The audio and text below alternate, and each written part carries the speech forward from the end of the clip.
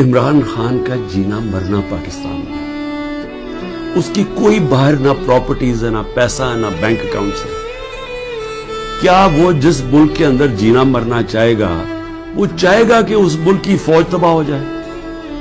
اور جب کہ اس کو پتا ہے کہ ساتھ والا جو ہمارا ہمسایہ ہے، اس کے اندر جو RSS کی آئیڈیالوجی ہے، جو ان کا نظریہ ہے، وہ پاکستان کو تسلیم ہی نہیں کرتے۔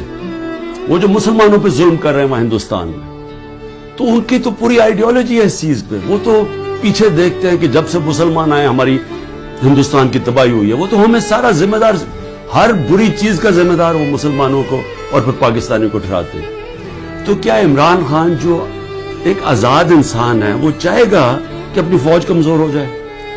اور فوج کمزور ہونے کا مطلب کہ ملک پھر ٹوٹ جائے، کیونکہ اتنا بڑا جو ہمارا ہمسایہ جو مضبوط ہوتا جا رہا ہے، تو ان کے تو آپ تھنک ٹینکس میں دیکھیں، ان کے تو تھنک ٹینک کہتے ہیں کہ پاکستان کو 3 حصے میں کر دیں۔ سو پہلے تو یہ جو 164 کا بیان ہے، یہ اگر لکھوا بھی لیں گے لوگوں سے، کیا یہ قوم مان جائے گی؟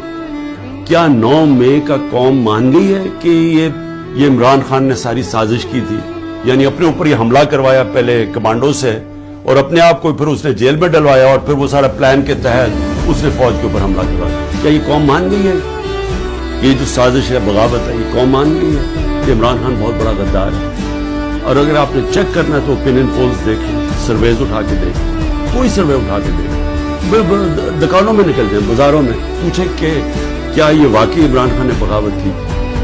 اور میں آپ کو اس لیے کہہ رہا ہوں کہ دیکھیں، جو پبلک اوپینین ہے وہ اس طرح کنٹرول نہیں ہو سکتا۔ آپ پروپیگنڈا سے پبلک اوپینین کو نہیں کنٹرول کر سکتے۔ کہ یہ اگر 164 کا بیان آ بھی جائے گا، عمران خان کو جیل میں بھی ڈال دیں گے، سزا بھی دلوا دیں، اس کو سالوں میں جیل میں رکھ دیں، کیا قوم مان جائے گی اس کو؟ کیا دنیا مان جائے گی؟